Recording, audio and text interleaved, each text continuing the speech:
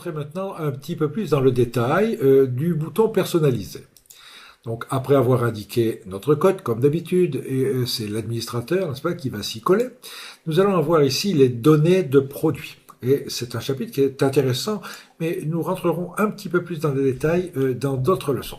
Nous avons ici, par exemple, les TVA. Nous avons actuellement, essentiellement, dans notre commerce, deux TVA, la TVA 1960, la TVA 5.5. Essentiellement dans le monde de la restauration. Voilà, essentiellement dans le monde de la restauration. Oui, tout à fait. Hein.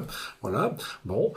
Ensuite, nous avons ici la tarification. Nous pouvons avoir des tarifs différents. Par exemple, bon, une tarification normale, n'est-ce pas? Ça, c'est le tout venant. Un tarif de nuit, par exemple, si nous sommes dans un restaurant ou dans certains gros établissements, nous avons à partir de 22 heures ou à partir de 23 heures, nous rentrons dans les détails tout à l'heure, nous avons des tarifs différents, n'est-ce pas? Un café qui vaut 1,90 € à 4 heures de l'après-midi va coûter, par exemple, 6 € à 2 heures du matin si la machine est encore ouverte. A-t-on une limitation dans le nombre de tarifications? Non, on n'a pas de limitation.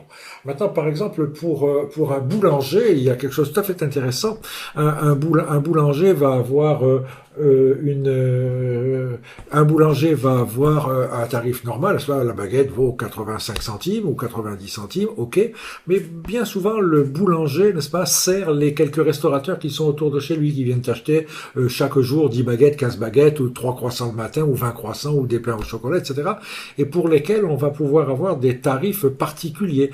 Tel restaurateur qui va nous prendre 30 baguettes par jour, ben il la paiera peut-être 78 centimes, et puis tel autre qui va en prendre simplement 12 ou 8, il va la payer 81 centimes. Cela va se voir à la fin du mois.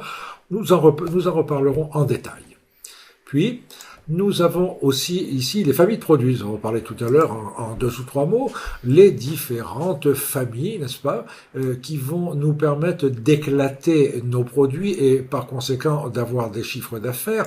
Nous aurons des chiffres d'affaires pour les fruits de mer, pour les desserts, pour les cocktails, pour les pizzas, pour les poissons, pour les viandes, etc.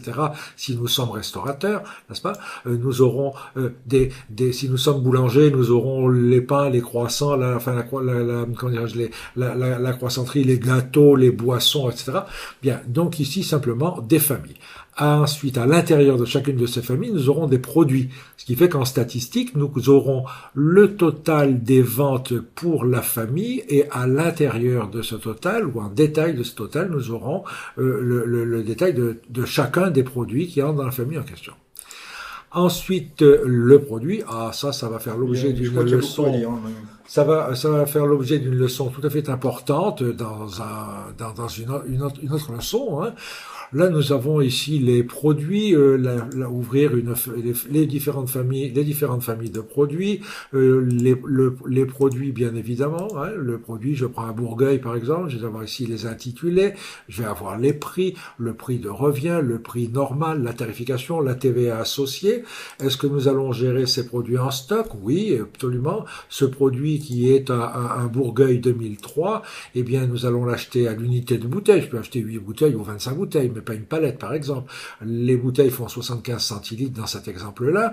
J'ai décidé qu'il m'en fallait 10 en stock au minimum pour ne pas manquer de vente et d'en avoir au maximum 50 pour cet article-là, n'est-ce pas, en fonction des quantités de vente que j'arriverai à affiner un petit peu plus tard avec les données de gestion, n'est-ce pas, qui me diront exactement ce que nous avons vendu.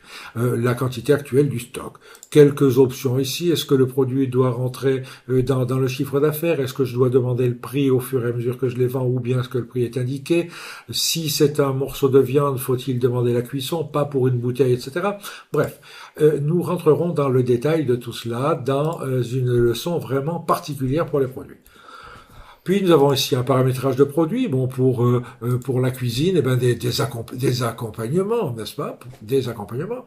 Puis ensuite des cuissons pour les viandes. Nous avons indiqué les cuissons. Si nous avons des imprimantes en cuisine, il faudra dire au cuisinier que tel morceau de viande on le veut grillé, très cuit, saignant, etc. Et puis éventuellement des unités de mesure. Hein, si on est appelé à gérer les stocks très finement, hein, nous pourrons y compris gérer la dose de Ricard de 2 centilitres facilite pour savoir que dans une bouteille de Ricard, on va faire 50 doses, on va pouvoir connaître le prix de la dose, etc. Bien, nous verrons tout cela aussi un petit peu plus tard. Et puis, c'est terminé pour cette première partie. Nous rentrerons dans ces détails tout à l'heure.